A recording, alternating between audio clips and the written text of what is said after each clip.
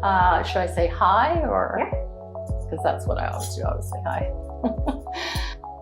Hi, I'm Dr. Jackie Eldridge, and I'm a lecturer at the Ontario Institute for Studies in Education at the University of Toronto. I'm also the co-founder of Hearts and Minds Matter, a professional development company that is dedicated to helping teachers understand how to build inclusion and community in their classrooms. Our why of teaching is incredibly important because we need to really understand what led us to teaching in the first place. For me, the why of teaching didn't start when I was a little child, like many teachers will say.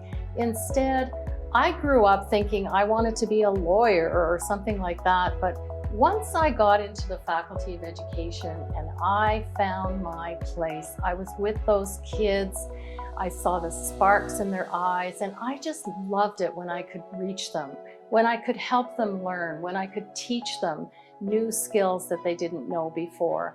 I knew then that I was in the right place. Simon Sinek actually tells us that in all walks of life, we need to understand our why. He talks about, we know the what, we know the how, but do we really know the why?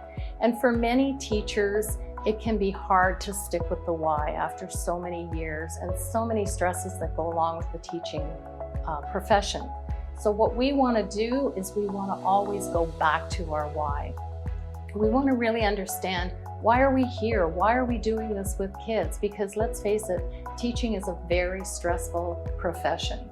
And so if we lose our why, we run the risk of burning out, we run the risk of health risks, and it's just not something that we want to do. It's also not fair to kids.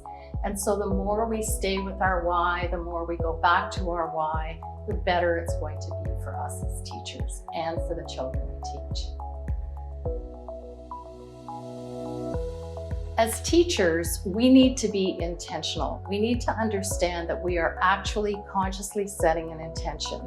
We're not following rote by simply handing out worksheets or following textbooks. Instead, we are looking at who our children are. Who are the students in our classroom? What are their needs? We have to look at their cultural background. We have to look at whether or not they feel included. And when we are intentional, we can build a classroom environment that is safe so that children will feel welcomed and know that they belong.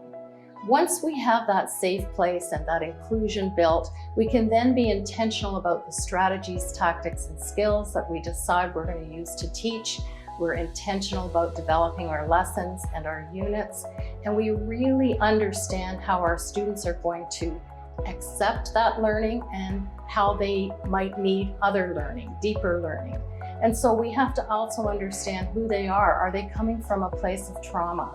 Are they coming from a home where things may not be as they should? Are they getting enough sleep, enough food? We have to be intentional about all of it in order for us to reach all children so that they can, in fact, reach their maximum potential.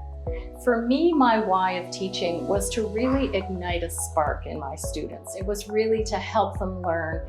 And for many people, it's also about how do we help them move past the circumstances in which they find themselves so that they can become fully resilient human beings. I grew up in an abusive home, and so school was my safe place. And that has really taken over as my why of teaching. I really want those children of trauma to be able to see that they can move past the trauma. They can become resilient, and teachers play a huge role in that. We have to set the stage, make them feel safe, and allow them to express who they really are. This is not something that is easy, and so we have to make sure we are intentional. And always anchoring with our why is one way to do that.